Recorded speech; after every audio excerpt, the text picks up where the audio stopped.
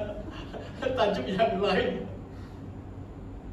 Sebagai pastor, kalau tekanan hari Pentekosta, saya akan sebut, walaupun mungkin bukan khotbah sepenuhnya tentang perayaan Pentekosta.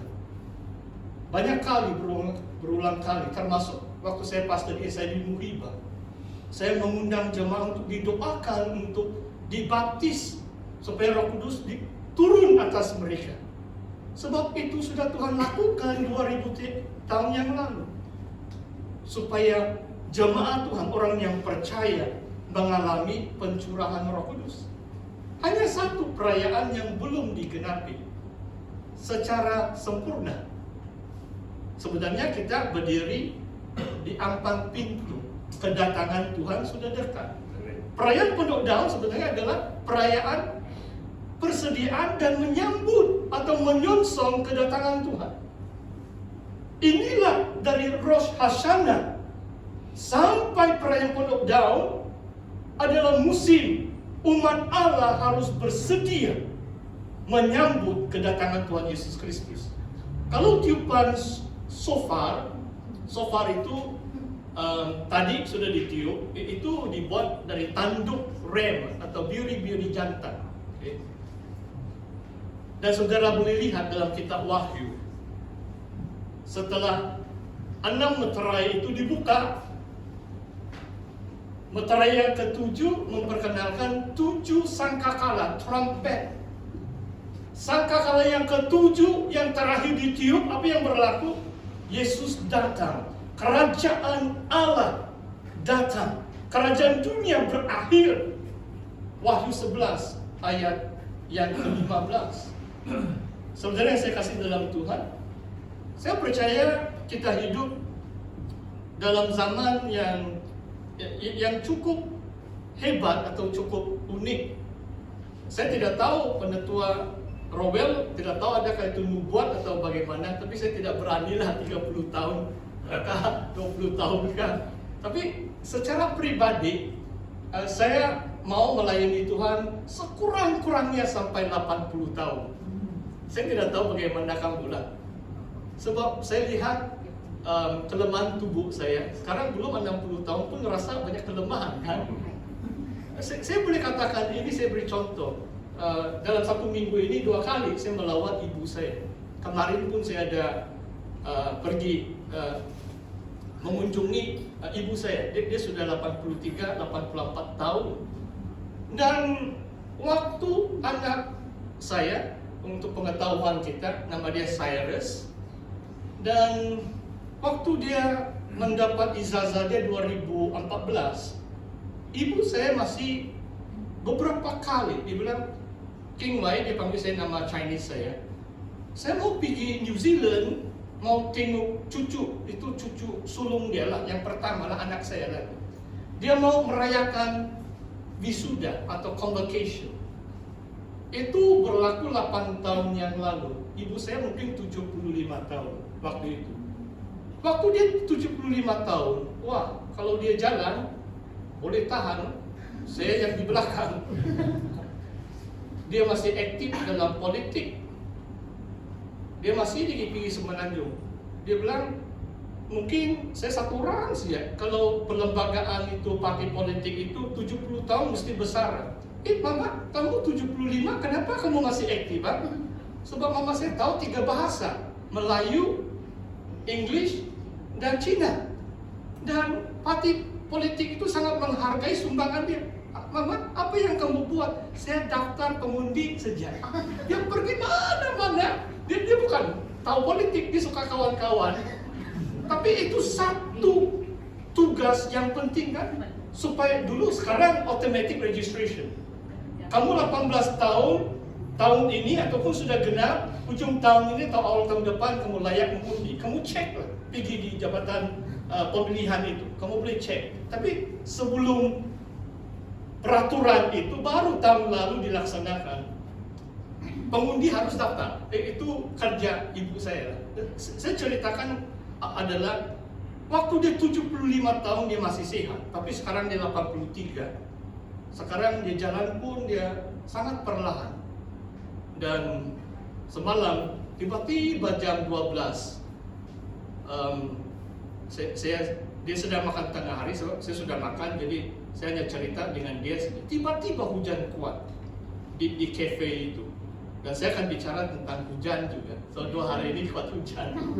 Saudara, maksud saya di sini adalah, saudara, hidup kita dalam firman Tuhan mengatakan kalau kuat pun mungkin 80, atau saudara beriman 90 lah, bolehlah itu. Tapi tidak lama, macam sekelip mata kan tahun ini.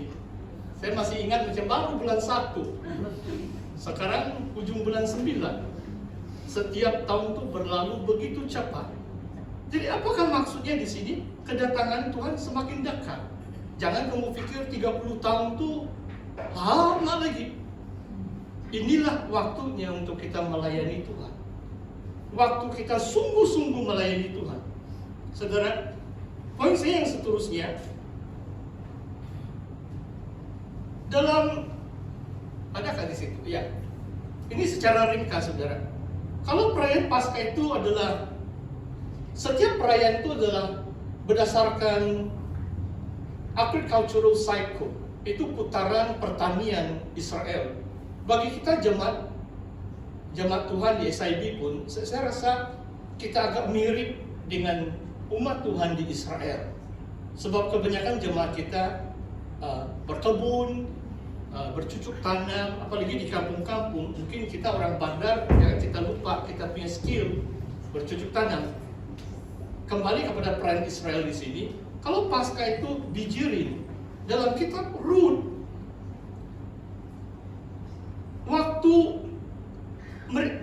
Boaz dan pekerja dia sedang menuai, itu bulan Maret, bulan April waktu itu, dekat Paskah. Saudara boleh baca kitab Rut, itu adalah barley. So barley adalah bijirin yang pertama dituai. Kemudian gandum, Shavuot, Pentakosta itu merayakan tuaian gandum. Dan Shavuot itu sangat istimewa, disebut perayaan tuaian, the festival of harvest. Seperti keamatan kita lah, lebih kurang sama. Macam pesta atau menuai, atau perayaan menuai kita. Luar biasa. Dan kemudian bulan Jun, bulan Julai, musim panas, anggur sudah mulai masak, dituai. Dan bulan 8, bulan 9, minyak zaitun. Jadi perayaan yang terakhir, pondok daun itu adalah anggur dan juga minyak zaitun. Saudara, saya lihat sekarang tentang hujan, sebab firman Tuhan mengatakan petani itu harus sabar menantikan hasilnya yang amat bernilai. Saudara, coba kamu renungkan firman Tuhan ini. Saya berdoa saudara dapat rima. Maksudnya bagi saya, kalau secara lahiriah pun, usahakanlah ladang dan kebun. Sebab buah penghasilan itu amat bernilai. Tapi saudara perlu sabar. Kenapa perlu sabar? Sebab saya bukan orang petani. Saya hanya menikmati buah yang hasil tanaman istri saya. Sebab kalau saya temberang malam ini, saya kena marah istri saya di sana. Dia yang tanam, saya pandai makan saja. Luar biasa. Ya, saya hanya pandai pegang pen menulis. Haleluya. Tapi di sini mengatakan memerlukan dia sabar menanti, ada 2 musimnya. Musim luruh adalah seperti sekarang, autumn, the fall. Kalau Amerika cakap the fall itu adalah luruh. Bulan 9, 10, dan 11. Musim dingin bermula bulan Desember, kalau di Israel lah itu. Dan waktu itu perlu hujan sebab mereka mulai menabur. Dan musim bunga waktu bulan Maret, bulan April, sebelum tuaian itu masak perlu ada hujan. Kalau terlalu kering kemarau, hasil itu tidak lumayan. Kalau hujan itu terlalu lebat, banjir air bah, penghasilan itu pun kurang. Oh saudara, 2017 saya berada di Ranau. Dan ada satu insiden yang luar biasa. Ranau macam famous sedikit, banyak insiden bahkan. 2015 pun saya di sana itu waktu gempa bumi. Tapi Tuhan selamatkan saya dan istri. Hari sebelum gempa bumi itu kami drive dari Ranau untuk menghadiri kebaktian konferensi wanita di Hong Kong. Keesokan pagi saya masih ingat lebih kurang 7.15 pagi.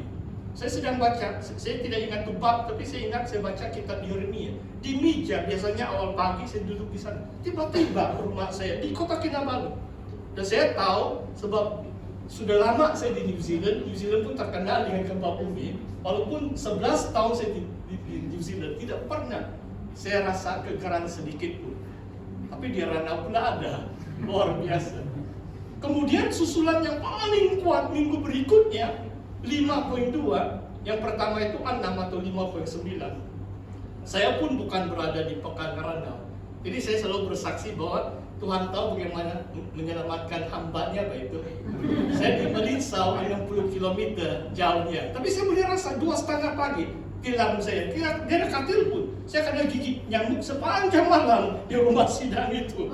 Tapi saya rasa tilam saya bergoyang. Saya tahu ya, di Ranau teruk sudah itu. Memang awal pagi itu penetua telepon saya bahwa itu stesen polis dan tempat-tempat lain pun ada yang retak. Itu gempa bumi. Yang saya mau saksikan adalah 2017. Hujan begitu kuat. Air bah melanda Pekan Ranau, mungkin bersejarah.